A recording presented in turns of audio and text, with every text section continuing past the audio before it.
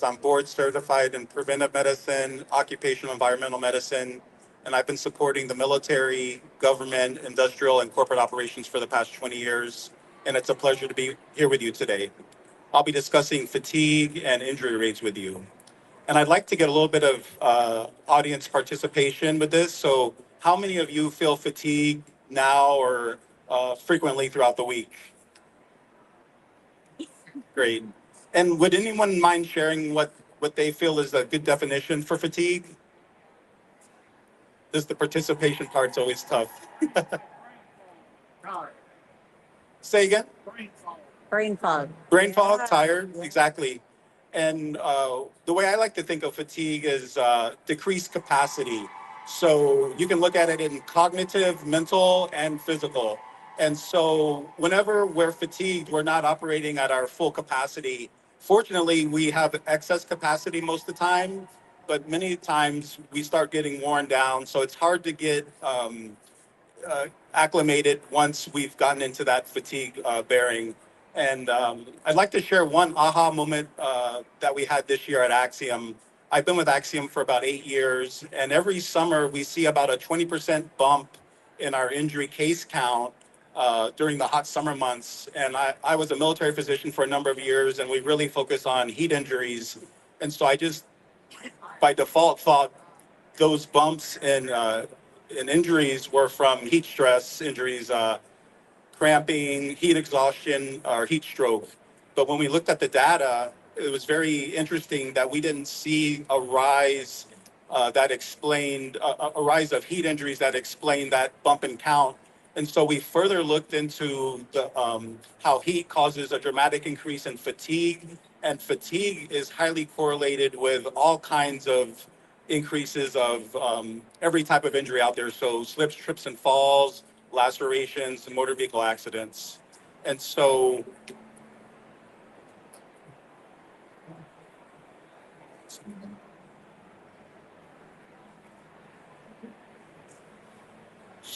what we like to say at Axiom is there's hidden risk in plain sight. So we've done hundreds of thousands of cases at Axiom, and we have our own internal data set that we can look at, almost kind of like a medical research wing. And here's some anecdotes of some extreme examples of fatigue in some of our work-related injuries. So we had one worker have report working 50 consecutive days without a day off. One reported to work just after 3 hours of sleep. And lastly, which is probably the most extreme case of fatigue I've ever seen, is logging 24-hour shifts for a full week. So essentially 127 hours of overtime plus the 40-hour work week. So why is fatigue so overlooked? And one big thing is I think is fatigue is normalized. The other component is, excuse me, fatigue is invisible unless we admit to it, right? There are some wearables that can actually can tease out fatigue, but just without having a significant, sophisticated fatigue risk management program, it's invisible compared to wearing PPE or engaging in safety behaviors, things like that. Also, workers, our culture is to not want to report feeling fatigued and appearing weak. And then also supervisors are busy doing many different things. So they're relying on their employees to bring up to themselves why they may feel not ready to work. So in our data, these are three main risk factors that we see that are highly correlated with our incidents. One of the most compelling factors is sleep less than 6 hours. And that showed about a 16% of our incidents overall. So that's highly correlated with risk of an injury. And this next one seems extremely common, but I think it's important to tease out some nuance. So working greater than 4 days consecutively, I think most of us work at least 5 days a week consistently.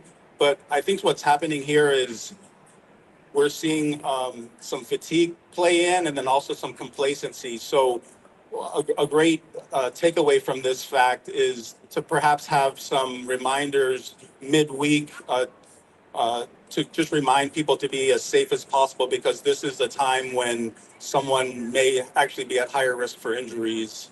And then the last one is not common, but is highly associated with catastrophic outcomes where you have high amounts of overtime. And obviously, many times we have production requirements that require overtime, but just be, rem- uh, be reminded that these huge amounts of overtime come with high risks.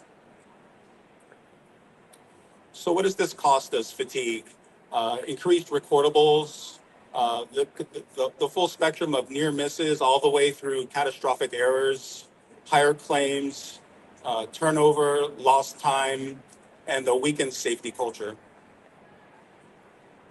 So I'd like you to take these three red flags back to work with you just to have those as pearls of wisdom. So sleep less than 6 hours is highly correlated with fatigue and then therefore work-related injuries.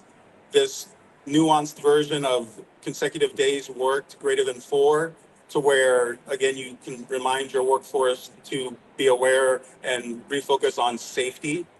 And then one of the most important things I think is long shifts greater than 12 hours or excessive overtime.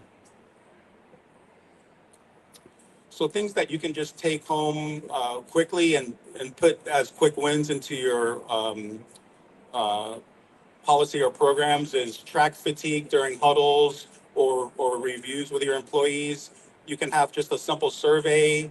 You can have a more sophisticated fatigue risk management program. You want to empower a top-down approach to where supervisors are empowered to act and to engage with employees. You want to cap shifts to where they're not greater than 12 hours if at all possible. And if you have shift work, you want to rotate those shifts forward. So starting out with days, then rotate to evenings, and then rotate to nights. And then also you want to have a grassroots approach to where employees are encouraged to speak up that they're not feeling safe or ready to work. So again, key takeaways: fatigue is predictable and preventable. The signals are in your data. See them, act on them, and protect your people. And thank you for your attention, and I can take questions. What metric do you use to track fatigue? So fatigue, we have whenever a case is called in for an injury, we track sleep before the shift, shift length, if it's night shift, and if they're a new employee, yes. How do heat and dehydration affect fatigue? Yes, so heat obviously leads to dehydration, and so it's a decrease in the physical performance of the body. So for every 8 pounds for every 4 pounds of water loss or body weight loss, you lose about 10% of physical capability. So again, if someone's working near their physical capacity, as they get dehydrated, they're going to be overextended. Can you explain the grades again? Consecutive days is just 8 hour shifts. Say again? Can you explain the grades number? Consecutive days is it 8 hour shifts? Consecutive Yes. Yes. is it not the days? It's at least 8 hour shifts. Days. Yeah. Work a lot of 13 and 1. You make you work 13, Okay. a day off. Does that seem to help? Work out of town. The men hate it. It's Okay. good for fatigue, but it's not good for morale. Right. Is there any data that tracks that helps? I'd have to look into the 13 and 1. I'm more familiar with the typical 5-day work week. Yeah. Right now, at chemical, oil, and gas, that's what they went to 13 and 1. Okay. And I kind of overlook it for management, but they really have fucking stress. Yeah. So I'm just Yeah, my gut is usually to get a break a little closer to the 5 or 6 day mark, but you know. 13 days and then 1 day off. Yeah. And then 13 more. Yeah, we do that. I work in the gas and I'm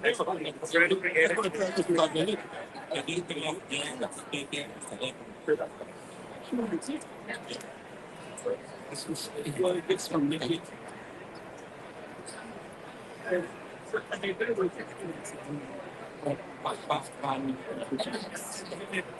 Dr. Cherry, do you have any recommendations for how you can teach employees?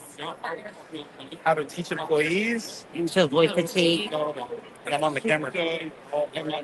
Um, I think leading by example. So, like, if they show leaders are willing to set that culture, because a lot of times the rank and file of employees, they're going to want to follow culture, right? So, For sure. I think that's where you have the top down, where supervisors are empowered to say, "Hey, today I shouldn't be working a physically demanding job or a safety sensitive job." If you know what I mean. So, and then you can kind of tease out what works for each other. Another component is having like a safety champion who's part of the workforce and has a lot of rapport and credit with the workforce. Yeah. Love that. Thank you. Awesome. Great job, Dr. Cherry. We appreciate you.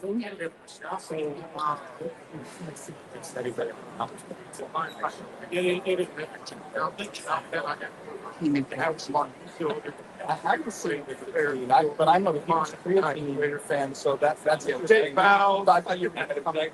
I was saying it's also really good. I never went off. That's why I do.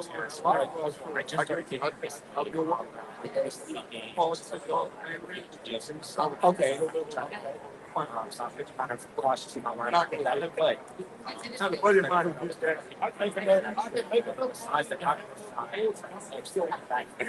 It's not like a really long everyday thing. Oh, with travel. Yeah, so like if you're having lag, or if you're just having like a, maybe just didn't get necessarily class, you have to come to speed or something, showing that thing something a bit extra. I guess there's about that in the podcast where you can maybe double or triple or five people to go inside the time. Yeah, that is interesting. Yeah, and the water, so you fill the waterway, like what you put on like 5 pounds? Yeah, probably like 6 pounds. Yeah, I'm kind of floating around, so I want to keep below 220 because it's 320 above. Like, you just that's big documents. Yeah, okay. So I try to get a little sitting around it, like 238 range right now, and I think this is where this is 8 pound kind of range that. I mean, I feel better. I feel good working out and like that. Yeah. Yeah, it's just that I gotta get that other week a little bit. When I'm reading this, it's like, yeah. Well, if I get a bit extra, maybe like 21 days to I can get it out. My understanding of creatine is it is water weight, but it's in the muscle cell, not necessarily like where you have swelling traditionally. But yeah, that's good. Thanks for bringing that up. Appreciate it. Good job, Dr. Cherry. All right, and this is Holly And and Haley, and we're signing off. Thank you for joining us. Good job. Somebody was like, Good job, Matt.